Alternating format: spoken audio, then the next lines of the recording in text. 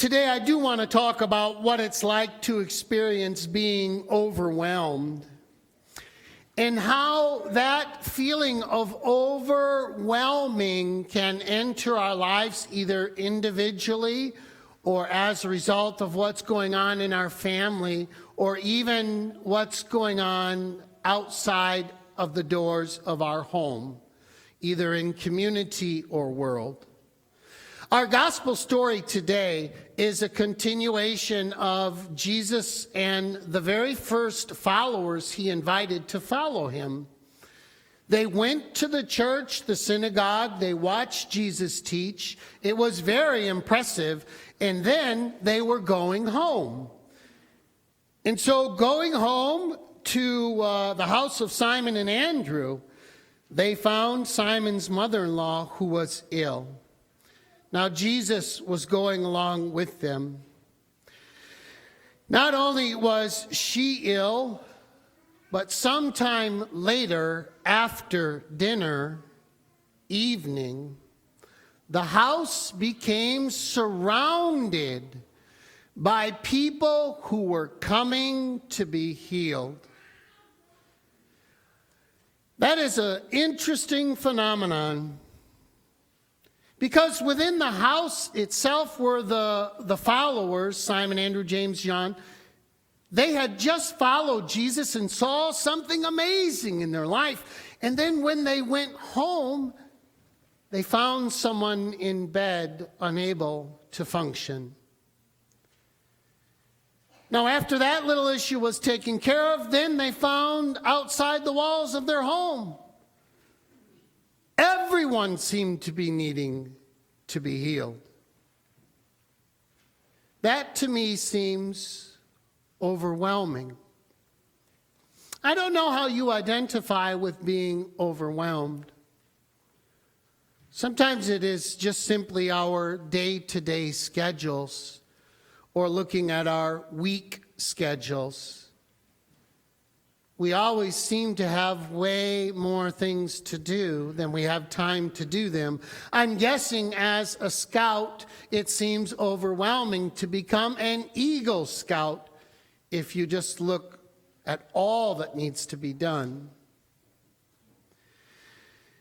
Can you imagine being paralyzed as an individual to the point or sick to the point where you feel you cannot do anything?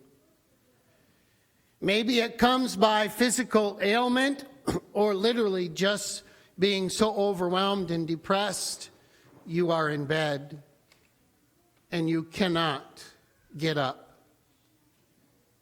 I think we still experience that in life. Or we experience in life, it seems as if the whole world has gone crazy and is in need of a healing. We could easily have this conversation start by pitting Democrats and Republicans or executive branch against legislative branch in the government. Well, we could get one going then. Or it could just simply be what's happening in other parts of the world where there's war or harmful things happening. Or maybe you're just still stuck on being overwhelmed yourself. And it's tough when we personally find some aspect of healing, and then after our own healing or our own strength, we still find around us things that are broken, either in our own home or in our community outside our doors. There's a prayer I love to pray. It's called the Serenity Prayer. It goes like this: God, grant me the serenity to accept the things I cannot change, courage to change the things that I can, and the wisdom to know the difference. Many people who are part of 12-step recovery programs know that prayer and pray that prayer. And the confusing part about that prayer is to sort through what is in my control and what is not in my control. and then to act where I am asked to act by God, and then to step away and allow God to act where it is God's work to act. We have a role in it. It's often confusing to figure out what is my role in this day. The best we can do is ask for God to help us. I think most people are recovering from something. We're all recovering from one sin or another. Maybe we're trying to recover from being overwhelmed or seeing the people around us or outside our walls being overwhelmed. Part of a recovery program is absolutely to first understand that God is present in the world and has a healing power that we do not. And as a result of that healing power that God has, we actually have a chance to come out of the very things that seem to have us trapped, isolated, and laid down where we cannot function. And then after we experience that loveliness and healing of God, we are asked to get up and help others. And we are asked to get up and look outside of ourselves.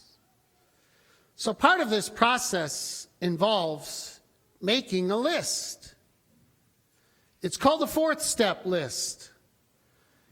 It's actually described as making a fearless and moral inventory of your life, which translates to going back in your life and writing down on paper absolutely every single memory you have where you were involved in a harmful situation, or writing down a memory where you have a hardship against someone else, a resentment.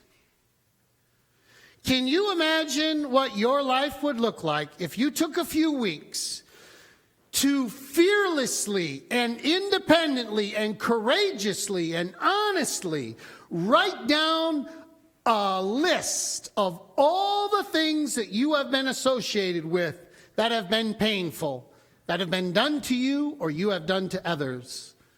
Would you be overwhelmed with that? Most people are.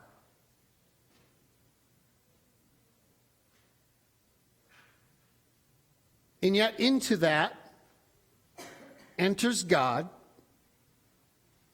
who in a powerful way brings a healing to your life, brings forgiveness and grace. This past week, I've had a couple of opportunities to work in some recovery settings. After you create this list, the next step is to find somebody to share it with. To ask one person to sit down and listen to you go through your list. That's overwhelming. And it's hard to figure out when you begin to go over your list, what do you have responsibility for? What has been done to you? Where are you a victim? And where are you called to be a healer? And the Serenity Prayer is what helps sort that out. Sometimes after we are independently healed and we find ourselves getting up like the mother-in-law, then we are asked to help and serve others do the same. And yet that too can seem overwhelming. I listened to someone go through 4.5 hours of conversation of their list a week ago today. And into that, the only thing I could offer was the God that I know, one that is loving and forgiving and healing. One that says, let me help. One that says, as I help, do not become overwhelmed with the world. It was amazing. 4 days later, as if that individual opportunity wasn't enough, I went to a recovery community, a locked up facility where I sat down for the first time in my life with 4 other people who were detoxing. Detoxing is when someone is coming off dependency on something. And it's a horrible thing to see. And me and the other person simply shared our stories. To share that there is hope. There is healing. There is another way. And yet we still, all of us, fight the battle that when we have experienced an independent healing, what still happens is around our home crowds the needs of the world and the healing of the world that somehow seems to overwhelm us yet again. It seems like a strange story, an individual healing within the house, only to have the person get up and be surrounded by healing that needs to take place in the world. I think the grace and the beauty of the story is that Jesus enters, first of all, independently and alone, to take the hand of the individual. The very one person who feels overwhelmed and sick, or just sick for whatever reason, Jesus first heals that person, and that person joins the party to help care for those who are present. They immediately start caring for the household. But then it is Jesus who does the healing of the world. And Jesus decides the next day it is time to move on. It is time to go someplace else. It is time to share this story with others. God decides where healing happens. God decides where the message goes. We are simply asked to share our story with how it impacted us, and then to share that story with the larger world. That's what the Apostle Paul does. We hear Paul talk in the readings about mastering the ability to meet someone who is in trouble. He literally says a psychotic thing. He says, I have become all things for all people. What he is describing is he has mastered the ability to meet people where they are at in their life. To a Jew, I become a Jew. To those who are slaves, I enslave. To those who are free, I become free. And Paul says he doesn't do this for his sake. He does it for the sake of the gospel. The beauty of the message of Jesus. Paul himself was a great convert, from one who persecuted to one who healed.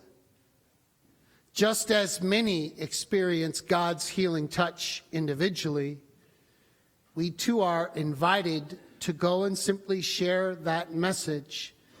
Meet people where they are at, and know that we are not the ones responsible to do the healing.